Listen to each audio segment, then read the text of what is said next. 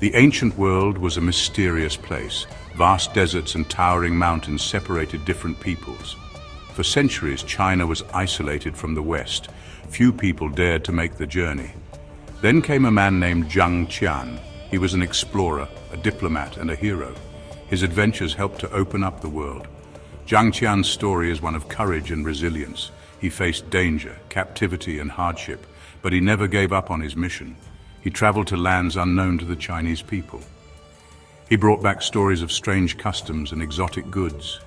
He helped to establish one of the most important trade routes in history, the Silk Road. This is the story of Zhang Qian, the man who opened the East to the West. Zhang Qian was born in the 2nd century BC, a time when China was undergoing significant transformations. He grew up during the Han Dynasty, a period marked by remarkable advancements in culture, technology, and governance. The Han Dynasty was a golden age for China, characterized by economic prosperity and cultural flourishing. It was a time of peace and prosperity, where the arts and sciences thrived, and the people enjoyed a relatively stable and harmonious life. The Han emperors were powerful rulers who sought to consolidate their power and expand their empire's influence. They wanted to expand their influence beyond the borders of China, seeking new territories and forging alliances with distant lands.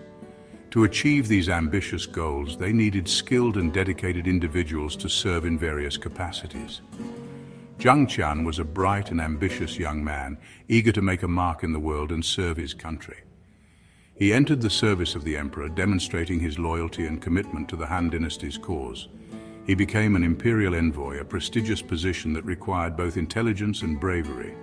This was a position of great honor, as envoys represented the emperor in foreign lands and carried out important diplomatic missions. It was also a dangerous job, fraught with risks and challenges that tested the mettle of even the most seasoned individuals. Envoys were sent to foreign lands where they had to navigate complex political landscapes and establish diplomatic relations. They had to deal with dangerous people, including bandits and hostile tribes who often posed significant threats to their missions.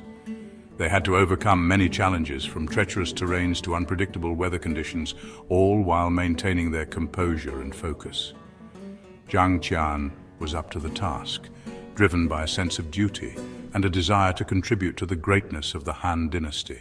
He was brave and resourceful, qualities that served him well in his role as an envoy. He was also a skilled diplomat, adept at negotiating and building relationships with people from diverse cultures and backgrounds.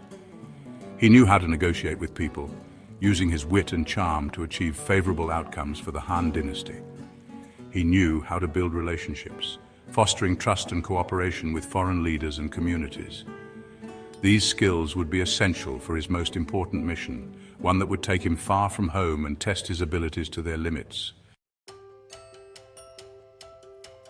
In 138 BC, Emperor Wu of Han gave Zhang Qian a dangerous mission. Zhang Qian, a trusted courtier and skilled diplomat, was chosen for his bravery and intelligence. The Xiongnu people were a powerful nomadic tribe. They were known for their fierce independence and formidable fighting skills. They lived to the north of China in the vast and harsh steppes. Their nomadic lifestyle made them elusive and difficult to defeat. They were a constant threat to the Han Dynasty. Their frequent raids and attacks kept the Han soldiers on high alert. The Xiongnu were skilled horsemen and fierce warriors.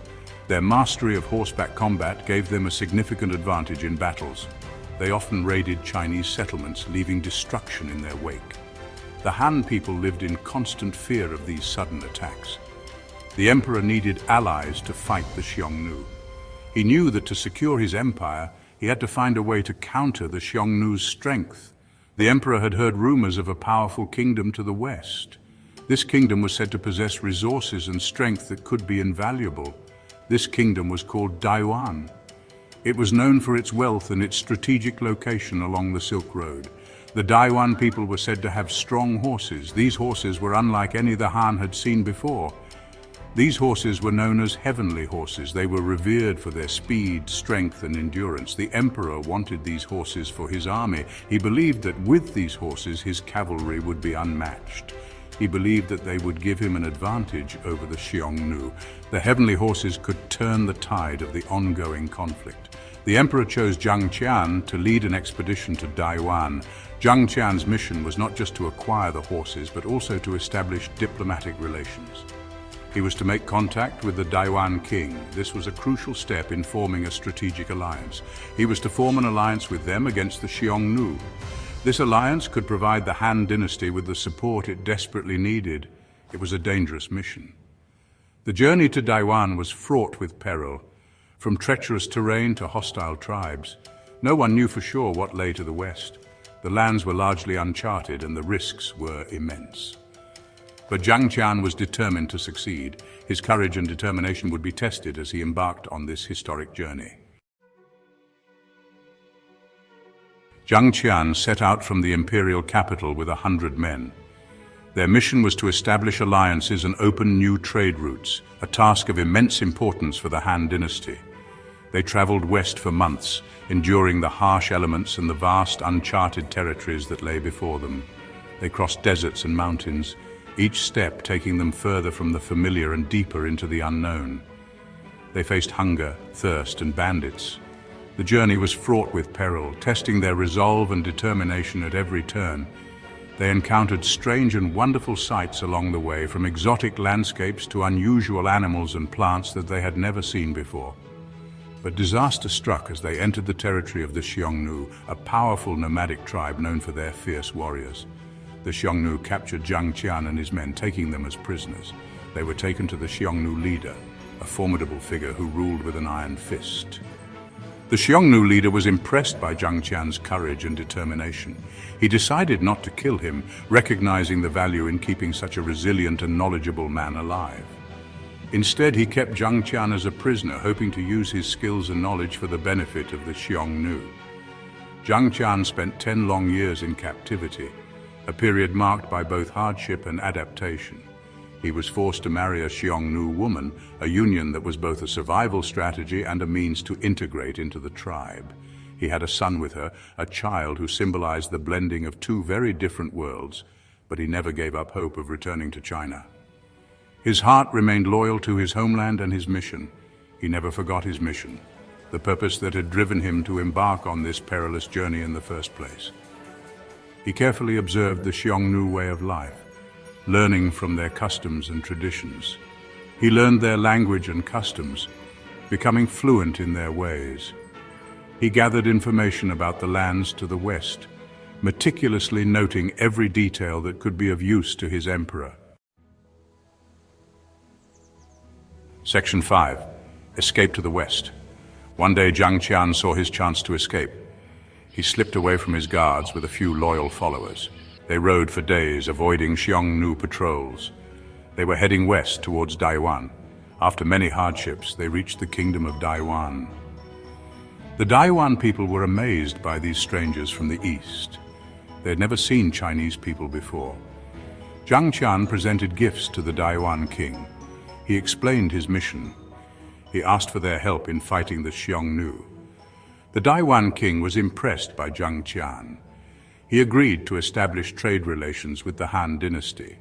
He provided Zhang Qian with guides and supplies. He wished him well on his journey home. Section 6. Return to the east. Zhang Qian and his men set out for China. They had been gone for over 10 years. They faced many of the same dangers on their return journey. They were attacked by bandits. They endured harsh weather conditions. Many of his men perished along the way. When they finally reached the Han capital, they were greeted as heroes. The emperor was overjoyed to see Zhang Qian alive. He listened intently as Zhang Qian told him about his adventures. He was fascinated by the stories of the lands to the west. He was excited about the prospects for trade. Zhang Qian's mission had been a success. He had established contact with Daiwan. He had gathered valuable information about Central Asia. He had opened the way for trade between East and West.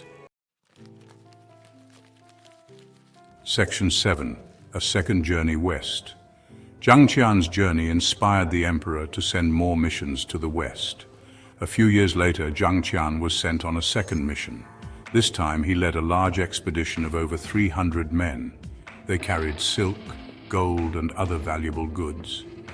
They were to establish trade relations with the kingdoms of Central Asia. Zhang Qian and his men traveled to many different kingdoms. They met with kings and rulers.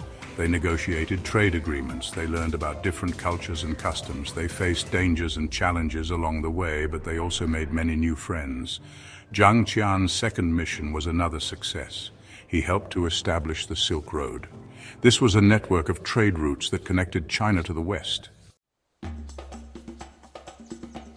Section 8, the Silk Road opens. The Silk Road was more than just a trade route. It was a bridge between East and West. It led to a flourishing exchange of goods, ideas, and cultures. For centuries, merchants traveled the Silk Road. They carried silk, spices, tea, and porcelain from China to the West. They brought back gold, silver, horses, and glassware from the West to China. The Silk Road had a profound impact on the world. It helped to spread knowledge and technology. It led to the growth of cities and empires. It fostered cultural exchange and understanding. It connected people from different parts of the world. Section 9, a legacy of exchange. Zhang Qian is remembered as a great explorer and diplomat. He is considered to be the father of the Silk Road. His journeys helped to open up the world. They led to a new era of trade and cultural exchange between East and West. Zhang Qian's story is an inspiration to us all. It is a story of courage, determination, and the power of human connection. It reminds us that even in a world divided by barriers, we can find ways to build bridges and connect with one another.